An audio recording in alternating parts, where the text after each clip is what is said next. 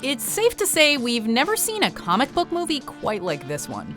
Welcome to Watch Mojo, and today we're exploring the symbolism of the 2019 film Joker.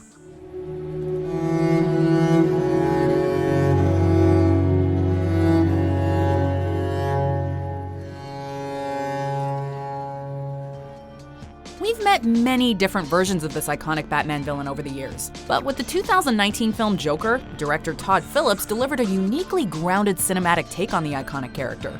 Utterly lacking in conventional superhero action, or any superheroes for that matter, Joker is a dark and gritty origin story that places us in the perspective of the titular character. If you're happy and you know it, stomp your feet, stomp your feet. If you're happy and you know it, stomp your feet, stomp your feet. It was an incredibly bold and risky film for Warner Brothers to greenlight, but the gamble paid off many times over, with the film going on to make over $1 billion. And it did so with an R rating no less, shattering records in the process. The movie has been nominated for a staggering 11 Academy Awards after picking up 2 Golden Globes, including Best Actor for Joaquin Phoenix. Much like its namesake character, this film is one of a kind. You just wanted to make fun of me. Long before it hit theaters, Joker was already generating substantial controversy.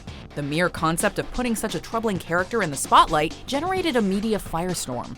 We have people that are suffering with PTSD, and a corporation that is making money off of gratuitous violence needs to be taking care of society as well. Much to the frustration of both the film's director and its star, due to the manner in which Joker reflects the ugliness of society, it became the subject of much speculation regarding the potentially negative influence of art, with some going so far as to suggest it would result in mass shootings and/or incel-type violence inspired by the character.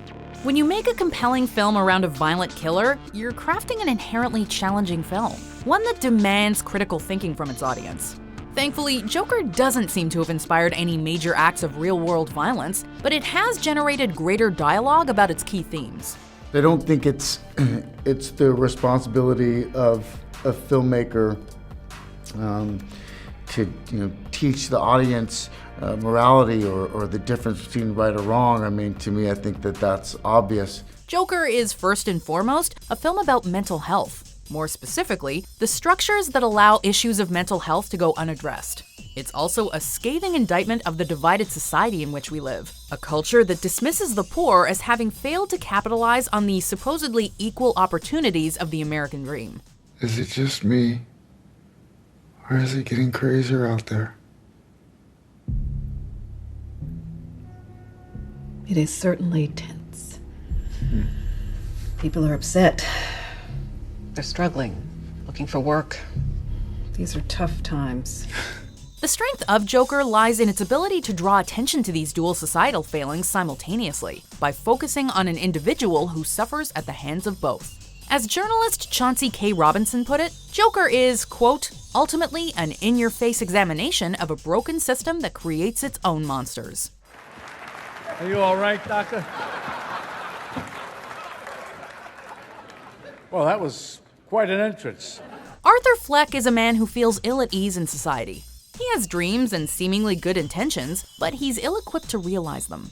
Oh, okay. Well, there's something special about you, Arthur, I could tell. Where are you from? I live right here in the city with my mother. Okay, hold on. There's nothing funny about that. I lived with my mother before I made it. And so, as life hits Arthur with repeated reminders of its inherent cruelty, he's progressively worn down to the point of snapping. In this sense, he's a stand-in for the frustrated, the disenfranchised, and those who feel cheated by society's promises. Many have identified him as a clear stand-in for white male rage, but to dismiss him outright with these 3 words is to oversimplify. He undeniably checks those boxes, but he's also impoverished and has a history of severe trauma and mental illness. He's a pitiable figure, one whose actions the film does not ask you to forgive or apologize for, but simply to understand in order to better grasp how people fall through the cracks. His problems extend beyond any assumptions about what the world owes him. He's in desperate need of help, but the solutions afforded to him are woefully inadequate. In short, Arthur is a stand-in for disadvantaged and marginalized individuals that society has failed, just taken to its worst possible conclusion. But I think if you're seeing it as glorifying him, you might be looking at it wrong. And I think really what the movie's about is a little bit about empathy and the lack thereof in society. When we first meet Arthur, he's in a sorry state. His life is going badly by most metrics. Work, friends, family, romance, health, it's all bad. But he has just enough to hold on. He's got a mother who loves him, a roof over his head, a job, a social worker, and seemingly a romantic interest. He also has ambitions, however unrealistic they might be. Here's a guy who thinks if you just keep laughing, it'll somehow make you funny. Check out this joke.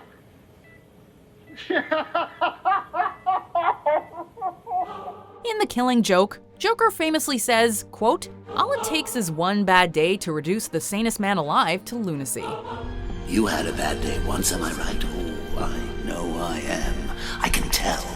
You had a bad day and everything changed. In Arthur's case, that translates into the loss of the few things he did have. Arthur has very few good days, but he sustains himself with what little he does have. When one has so little, however, a loss that would otherwise be manageable for a more fortunate person is devastating. Randall told you that?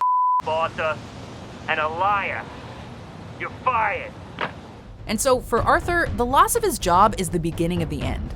And as the other pillars of his fragile life fall in kind, so does his sense of self. As his world crumbles, Arthur Fleck dies, and the Joker is born.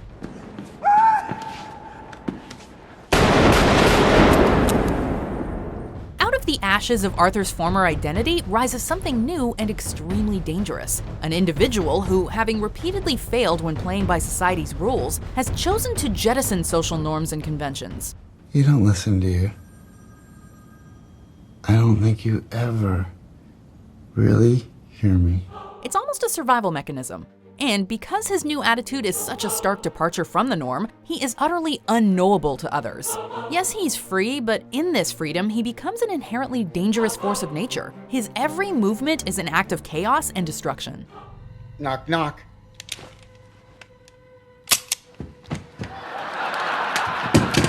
The Joker is a monster. Despite the sympathetic backstory, the Joker's actions are indefensible. And yet, while we as viewers are absolutely horrified by what he does, we simultaneously cannot look away. One argument is that we're fascinated by him because he's so fundamentally other. He's unthinkably different. But there's also an argument to be made that we're fascinated by the Joker because he represents an aspect of all of us. Not necessarily his violence or wanton disregard for life, but rather the act of freeing oneself from expectation and convention.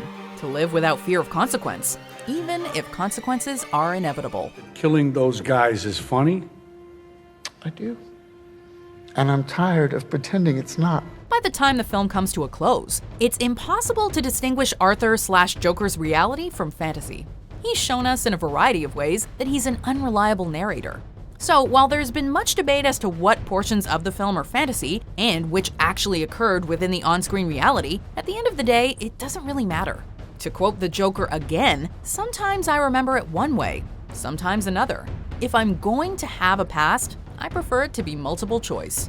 And while in Arthur's case this is a symptom of mental illness, there's a universal truth to be taken from it too, about the subjectivity of our memories and perspectives.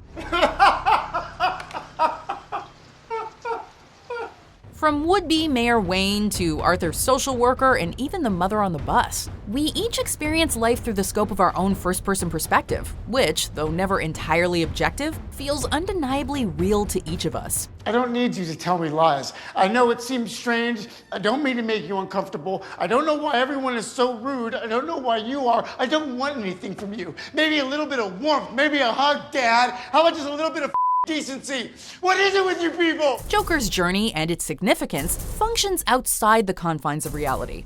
Whether it happened in his mind, he drifted into fantasy halfway through the film, or he actually committed every single one of those acts is beside the point. When Arthur becomes Joker, he intentionally seeks to detach from society and its rules, and objective truth is just a natural extension of that which he rejects.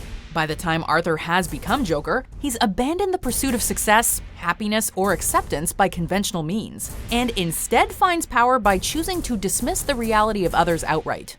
It's just, it's been a rough few weeks, Murray. Ever since I killed those 3 Wall Street guys.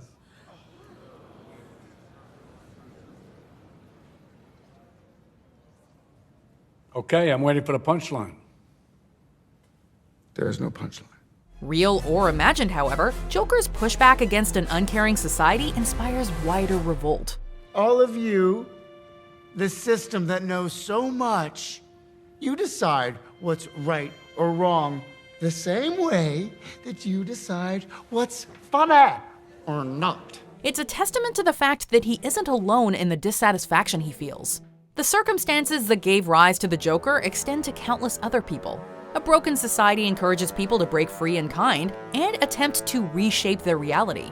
Civil unrest is inevitable in any system that serves some but not others. And when society turns a blind eye to those in need of help, the film suggests there's no telling what they might become, and does this by showing us the worst possible outcome. Everybody just yells and screams at each other. Nobody's civil anymore.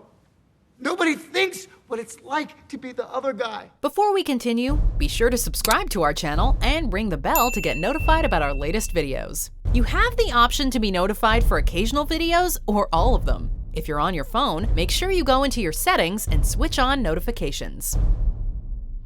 In the case of Arthur Fleck, the combination of poor circumstances, a lack of resources, plus mental illness leads to a catastrophic pushback against society and the birth of something truly terrifying, but also preventable with greater care and assistance to marginalized people. What do you get? I don't think so. When you cross a mentally ill loner with a society that abandons him and treats him like trash! Call the police, I'll Gene. tell you what you get! Call the police. You get what you deserve! Do you agree with our picks? Check out this other recent clip from WatchMojo, and be sure to subscribe and ring the bell to be notified about our latest videos.